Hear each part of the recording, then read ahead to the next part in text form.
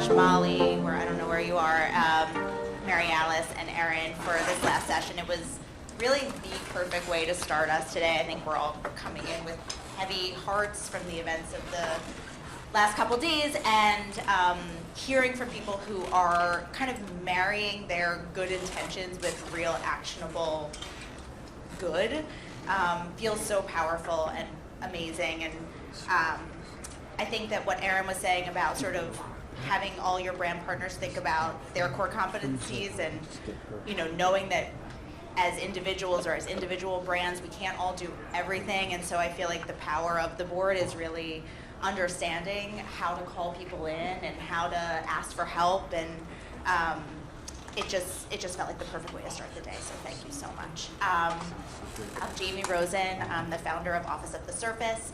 And I'm so happy to be here with ALVINA and NORIA to, I guess you could call this a little bit of group therapy because the name of this panel is, so what do you do again? And it's really all about, you know, we have all in this room held various positions at various companies over the years, and how much your job becomes a part of your identity. And really, as we all transition out of that and into working for ourselves and representing ourselves, what does that mean? And, you know, how are we presenting this to the world? And really also, how are we speaking to ourselves in these moments? So I will read your bios briefly, although they could go on, and I'm so honored to be talking to both of you. So ALVINA PATEL BUXANI is an unrivaled specialist in the métiers of luxury branding, communications, and marketing, having established an impressive portfolio of success over 25 years, including global powerhouses such as Farfetch, Christian Louboutin,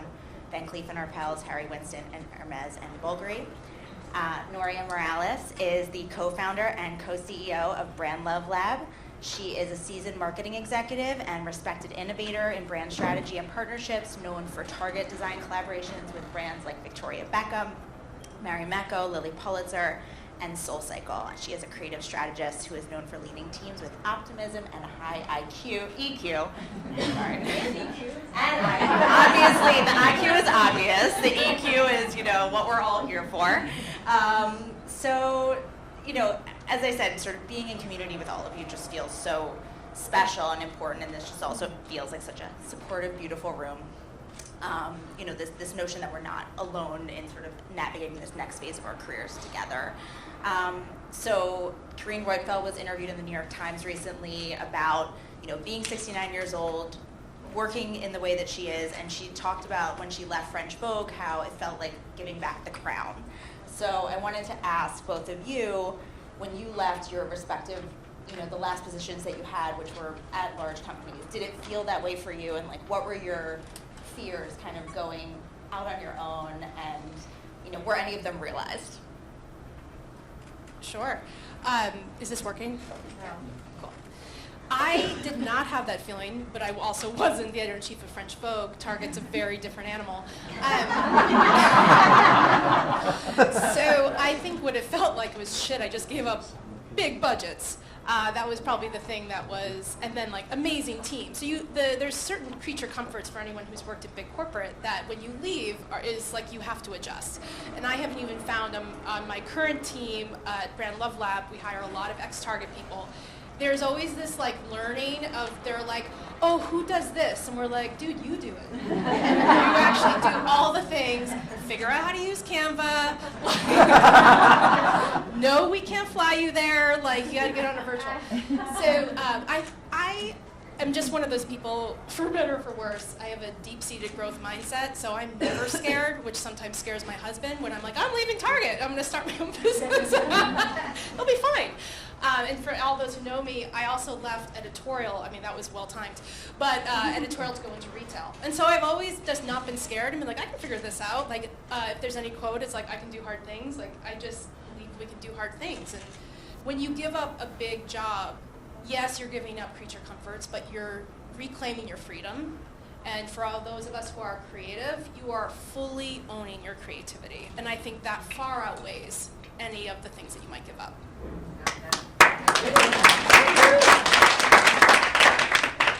So my situation was a little different. I worked for a lot of brands for a lot of times, and about a little over a year ago, I was actually just restructured out of the business at Farfetch. And what I realized after some time, a very short amount of time, is I probably never would have done it on my own. So they did me in a tremendous favor for a lot of the reasons Noria just said.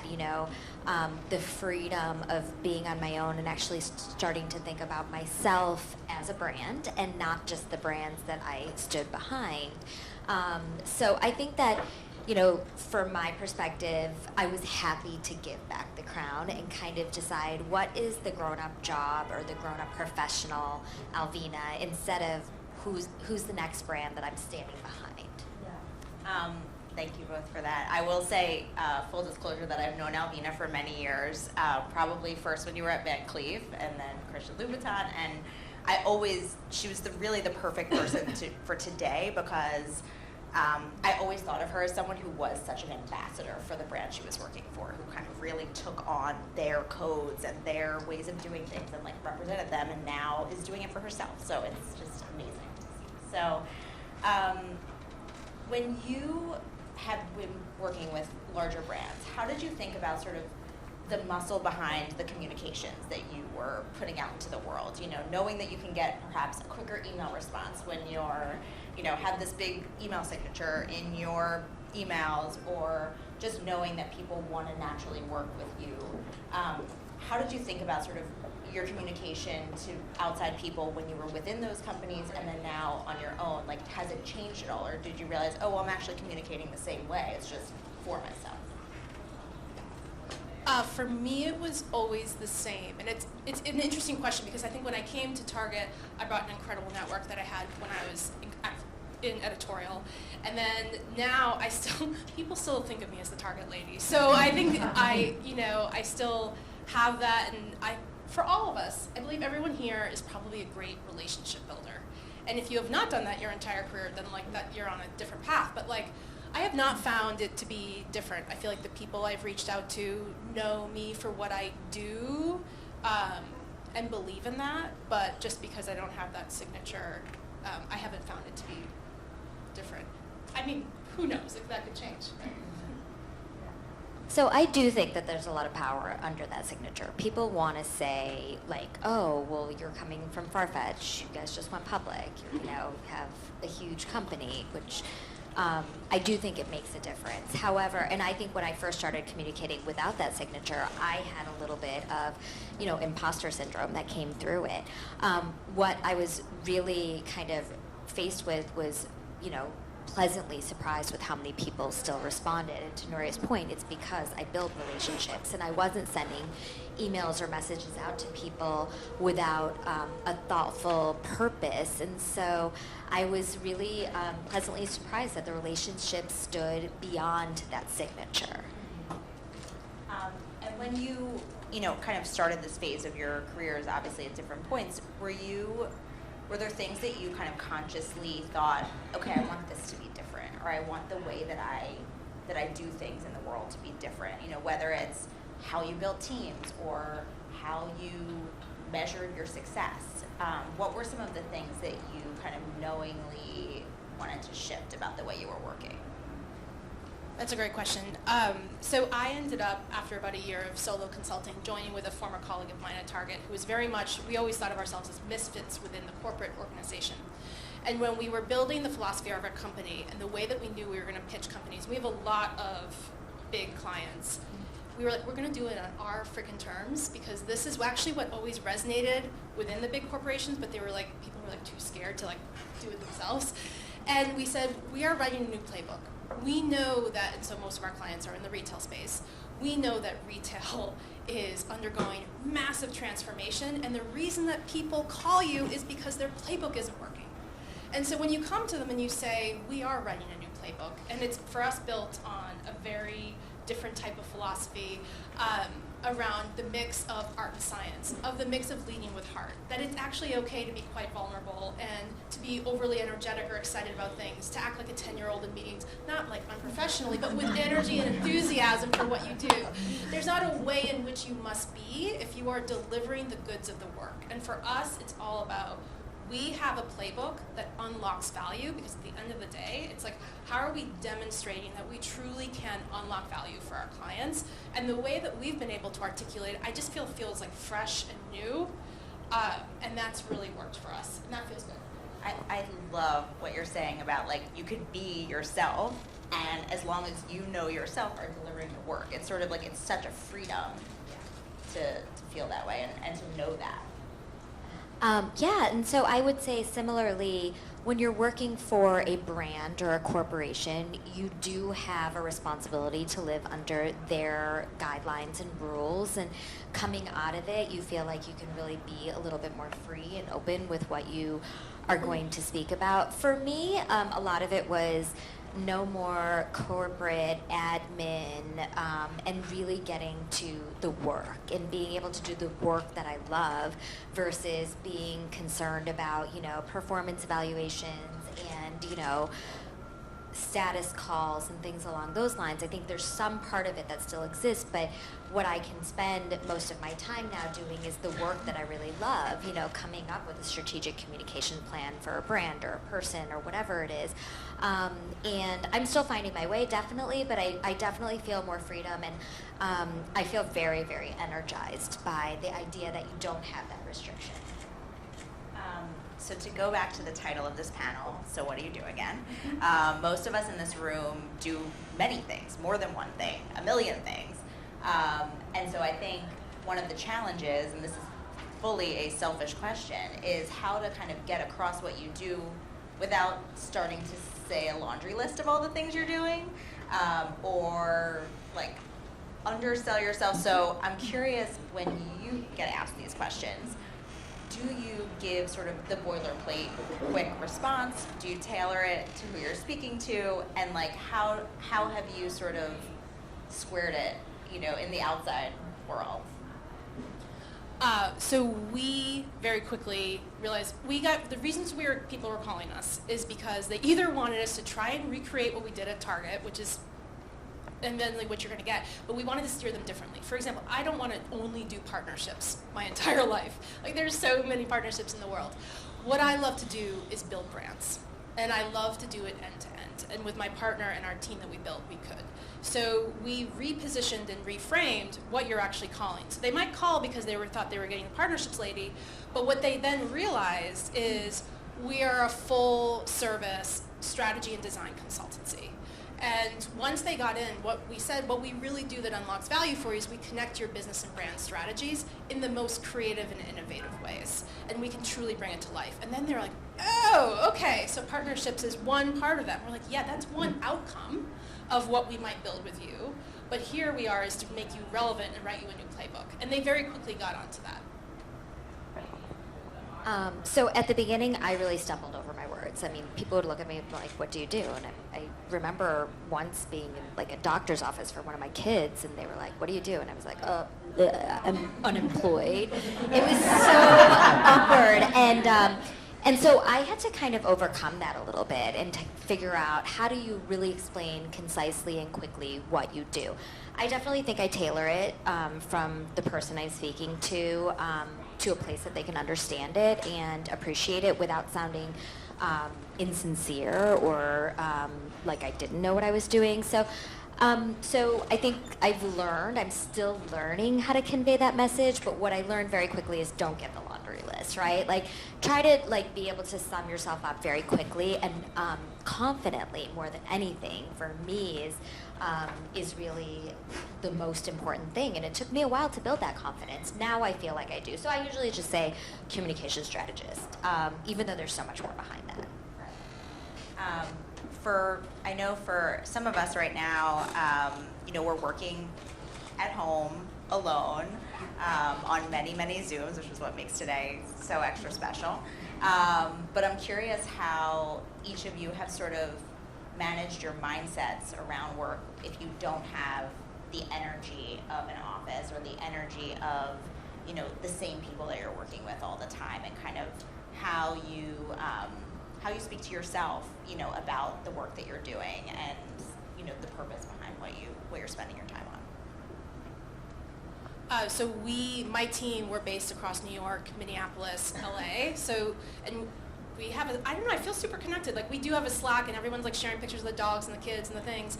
And so that feels very connected. I would say the way that I do miss these moments of connectivity. Like that, so I am very grateful for you guys building this, because I was saying to someone, I was like, sometimes a week goes by and I've like only left to go to the gym or like pick up my kids. And so I do miss the like brain trust of just connecting with different individuals who are not within my like core team. And then, I just find that you're also in the calls with a lot of different clients, at least it's my experience, and some drain you. Some are like, I would not be in that culture, holy moly. So I find comfort always in reminding myself what I'm building towards, like what is this broader vision. And I'll share this with you guys because we've been on a roll of like, similar to defining yourself of, well, we were this, and then after a year we're like, well, actually, are we this? Like, and then where do we want to steer the company based on what we actually want to be doing versus reacting to what clients are coming in. And I will admit, we've taken on some projects where I get in it, and then a couple months in, I'm like, oh shit, how soon until we get out? Or this isn't what I want to be doing. Or I had to fly to a part of the country for a client, and I got there, and I was like, is this my life? And so we recently said, based on our superpowers as a team, based on what we can do together, instead of just trying to service clients of what we've done in the past, what do we want to create? And we've landed on, we are a brand creation and development company. That's what we love doing. We are fundamentally storytellers at heart with a rigorous big business background, and that is something that I have not seen in any consultancy. Maybe, at least you guys can tell me if you have. I appreciate it. But this brand creation company is what keeps me going. This idea, that's what I'm building towards. It's such an important point, though, to like think of yourself in an evolution, especially if people are coming to you for something they think that you're doing. So the first thing I think is that human connection is so, so important. And I think it's very easy with what's happened in the world to retreat or overcompensate. And so I think, I was talking to someone earlier, it's really about making connections that are intentional and that are mutually beneficial, and I don't mean in a transactional way. So look, I still work on my own. I'm home most of the time. I take the time to make sure that the meetings or the in-person things I do are things that I really want to do, and because so much can be accomplished otherwise. When I was introduced to April, I was immediately taken by the concept of the board because I wanted a network of people that just were there. And even if I'm not super active, like just listening to the conversation is super helpful. And then meeting people in person is really great. I've made some of my best friends through the jobs that I've had. The people were always my favorite parts of the jobs that I have. So I've had to kind of redefine that. But like, Jamie and I would run into each other all the time, like the park, but until April was like, you guys should do this together, we hadn't sat down and talked to each other, and now we realize that we have so much to say. So I think you have to be very intentional in the thought process, and I don't want to say strategic, but really thoughtful of how are you connecting with people, when are you taking that time, because the truth is everybody's busy. So if you're taking the time to go meet someone for a coffee or a lunch or a meeting, it has to be important to you. Time is your most precious commodity. So one of the things, you never know the things that people are going to say to you or that you're going to read or hear from a friend that like really stick with you. So one of the things that I guess, given my prior role, which was as an editor in beauty and trying out all these different things, is that this healer once said to me, you'll figure it out, you always do.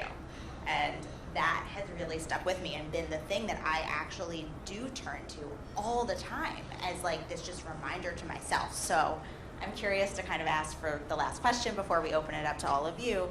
What are the things that you find yourself sort of calling in on? You said, you can do hard things, and the people or the mentors or the podcasts or just the sort of outside resources that have really fed you in this moment.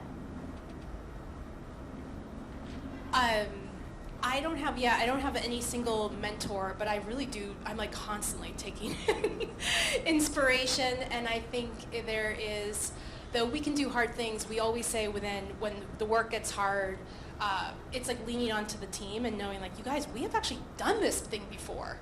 And recognizing that we're all at stages of our careers where we have done some spectacular things in our careers, and to remember like those were all really hard too.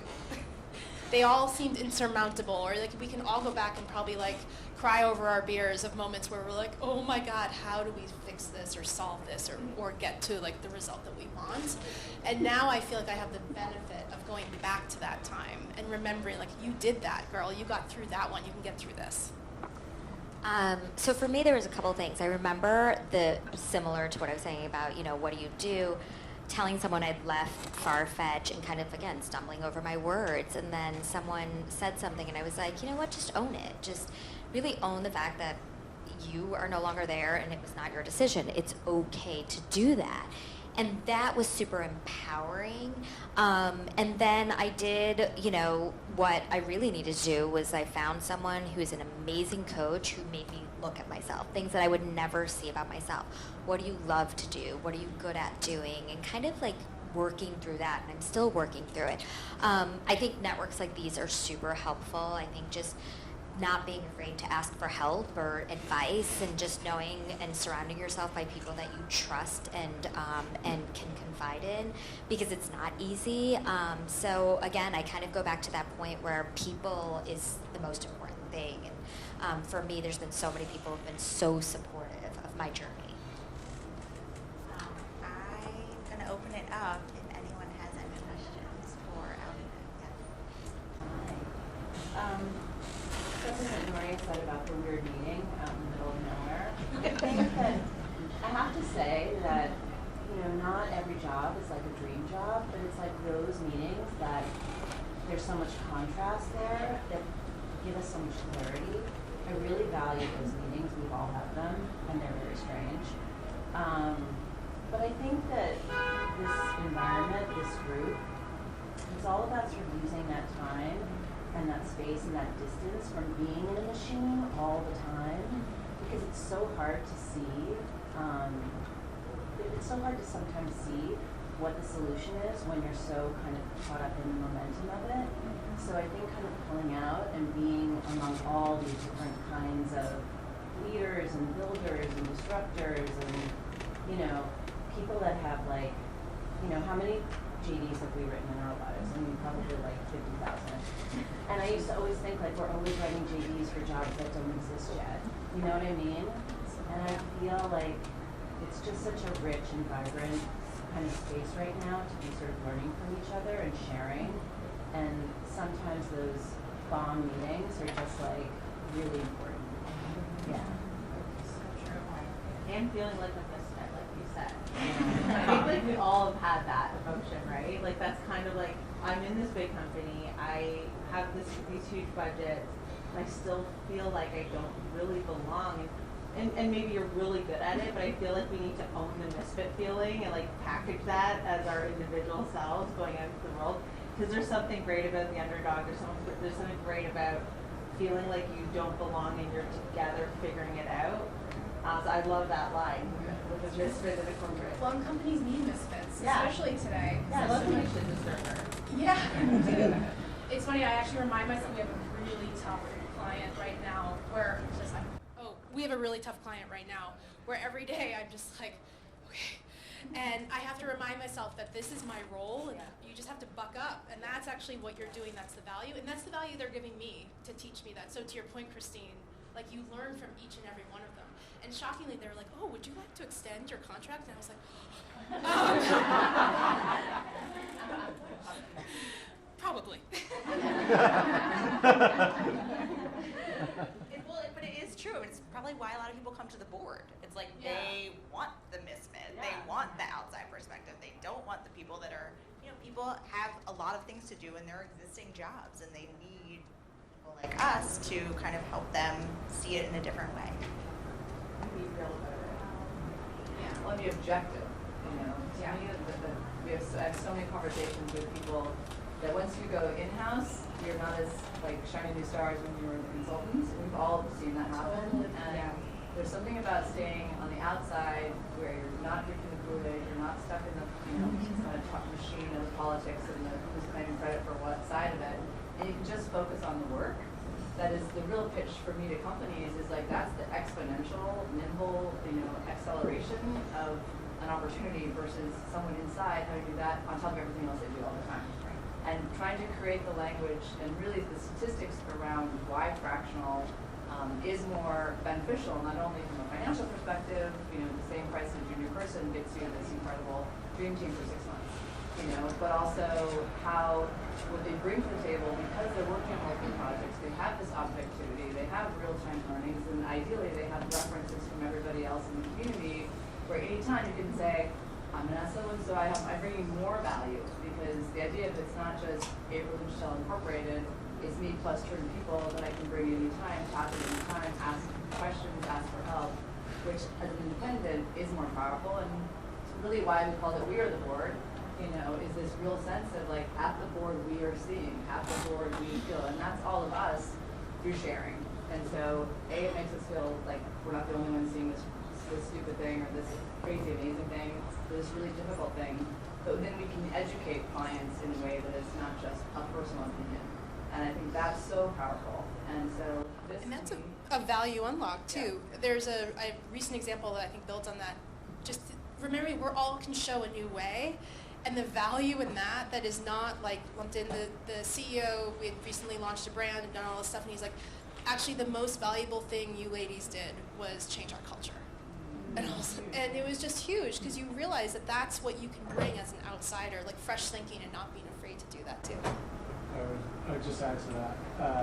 I think we all have, because we are outsiders, misfits, generalists, whatever we want to call ourselves, we have to give ourselves permission to raise our voices in those companies and cultures where a lot of people are afraid to say things. We have the right to do that, and we're paid to do that. And sometimes we're afraid to do it because we are that outsider, but that's understanding that we have that license to be able to say, that's moronic. And sort of, you can be shut down because, well, this is a culture, but they understand they're paying you for this. So feel free to do it. I think is an important thing for all of us to remember. That's responsibility. There's a mentoring piece that comes with it in a weird way. So I have a question. I'm new in consulting, and I have this fear of saying no. Right? So when things do find me, I feel like, oh, it's the opportunity. I need to say yes. I need to say yes. How did you gauge your level of capacity?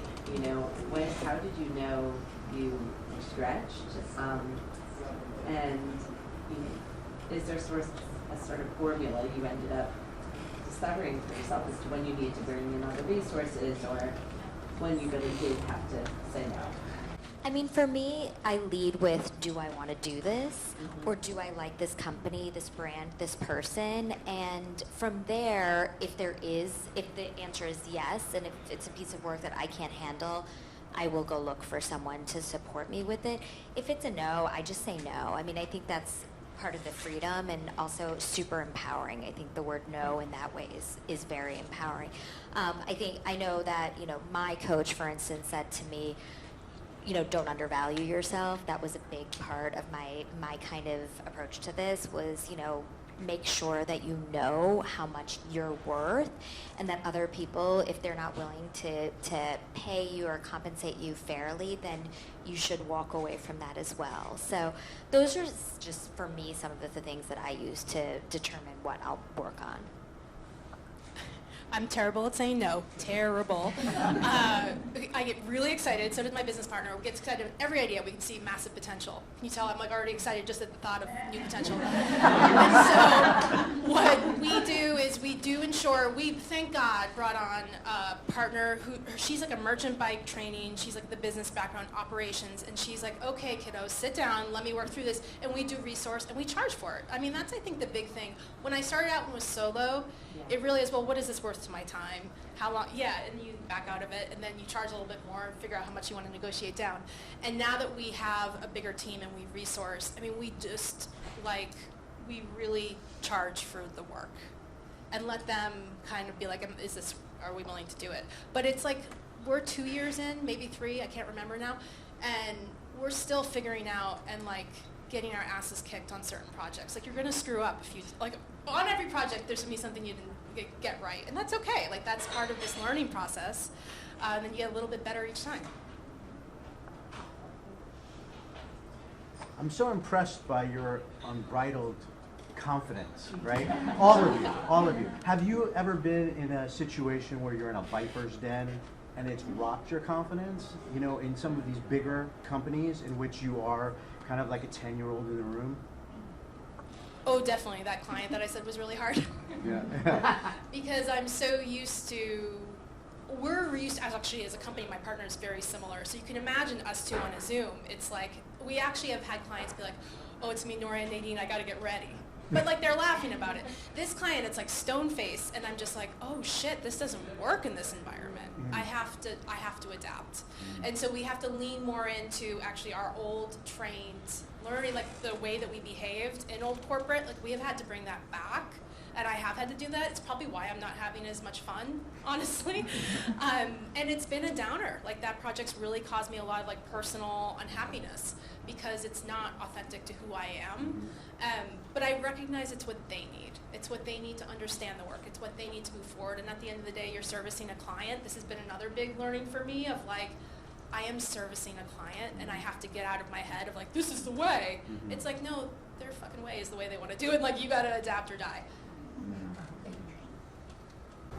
I just have a quick question about how you guys are navigating writing proposals. Because when a client says, give me, send me some of your ideas, how we could work together, what you see for the project, and then you're like, okay, I have all these great ideas, but I don't want them to A, steal them.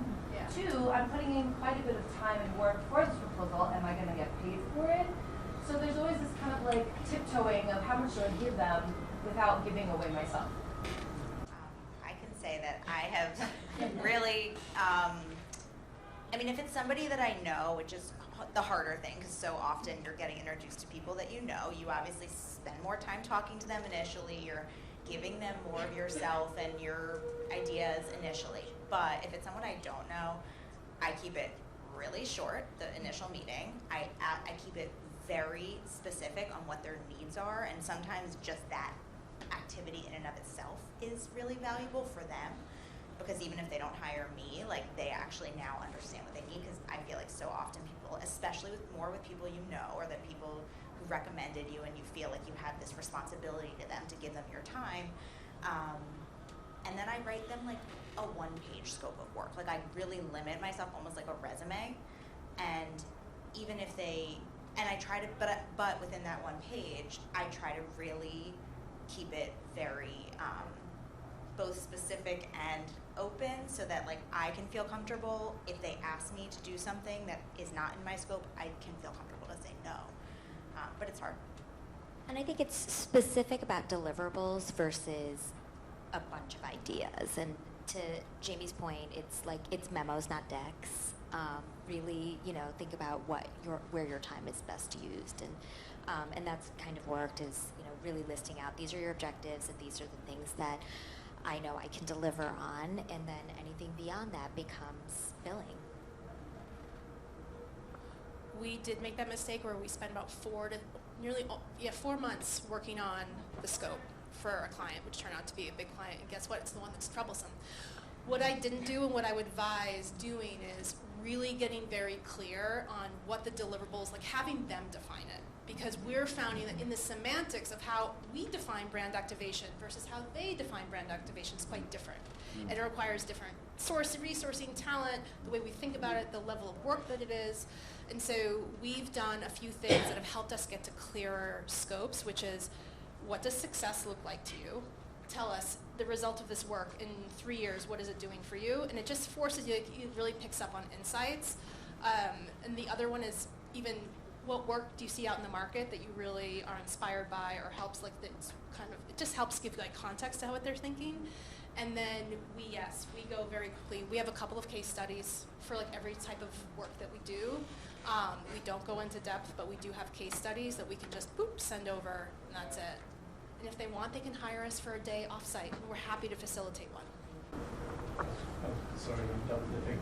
I was going to say, I do deliverables in a Google Sheets, and then the clients see it, I see it, even my team sees it, and everyone can read the definition of what the deliverable is. And it's very transparent. The clients can see you in it, you can see them in it, and then you have a call at the end that everyone agreed to this, and we agreed to this definition because this is what's going to go into the scope. This will actually be the link, this is the scope, and this will be now the legal document. And once we do, say rounds of review or whatever it is that's needed, depending on that, and to change, and then after that, just I think there's a comfort level when everyone's working together. I think to add to that, to the offsite, we were spending so much time helping them figure out what their deliverables were that it was actually the strategy, like we were delivering the strategy. So we're like, oh, so now we're like, do it as a mini phase. And if they don't know, we're like, great, we can help you figure it out. And you can decide to take it and do it yourself, or you can hire us. So now that becomes paid versus just like handing them over as they figure out deliverables, because it could take forever, and it's really the IP of what we would deliver, and that's the thing that we're like, oh, this is actually what we do. So, yeah. Love a many phase. No, I have to second that. I mean, we started putting in, this like, for some 2 to 4 week phase of like, let's figure out what we're doing here together, right? So that, and I think companies appreciate it too. Okay, so the first, couple of weeks are going to be, let's really drill down on exactly what it is that we're paying you for, so that we can move quicker and smarter and faster. Well, I think sometimes they don't know. So like they come to you for one thing, and you really realize quickly after the scope sign that it's something different. So it's kind of a really nice process to be able to do that, and then you're all on the same page, and then it can grow from there. Yeah, and the good in-house, procurement people or heads of marketing or whatever will know that, and they'll appreciate that. Because we've all jumped into work where you get in there and you've got to sign a contract, and then you realize, but I actually can't fulfill these deliverables because that's not actually what you want. Which is fun. Yeah, that's always fun. Or worse, when you're working with the CMO of a company and you align on the vision, what they want, the scope, and then you're actually having to work with people a click or two down that maybe aren't quite aligned, is the other thing I have found, where the outcomes they are seeking, that cannot exceed the level of talent on the team that you're going to work with on a daily basis. So I think being clear about that on the upfront too. Yeah. We don't have a panel like scheduled for red flags because I think we were talking about like the 4-month windup, with this client, and I was just immediately thinking like how many red flags there were, but so I think this is an important part of this because I think we've all kind of confronted it and maybe ignored it, but what would you say, because, and again, I want to acknowledge this is kind of like a side conversation or a side topic, but like what would you say was sort of like the distillation of like that, like now in retrospect, now that you have distance from that 4-month kind of pain point process, like what do you think kind of like pulled from that? To definitely set a life cycle, like knowing that, hey, we need to nail something in 30 days, not let it go. There got to a point where we were so far in, we're like, oh, we're almost there. It's like almost getting you to see the water, you know what I mean? You're like, just a couple more weeks, and then it kept just extending by another week. And so that would be one. And now we just put tools, like we have now better tools for getting to clarity sooner as a result of that fucking mess of a process. And so again, I think it would have been, for example, so this is another thing, like holding your ground. We actually suggested, we're not sure you know what you want. Let's do an offsite with the chief marketing officer, head of blah, blah, blah, I forget. And they were like, yes, let's do it. And then they deprioritize it and they cancel it. Like, no, we'll figure this out, just like on 8 million Teams meetings. And so I think that was a big mistake. Like, we should have held our ground and been like, no, we cannot get to clarity. Like, if you cannot prioritize 4 hours for what you're saying is a transformational body of work for your company, then maybe we actually have issues of whether this is that. That's a perfect note to end on. Thank you all so much. Thank you so much for your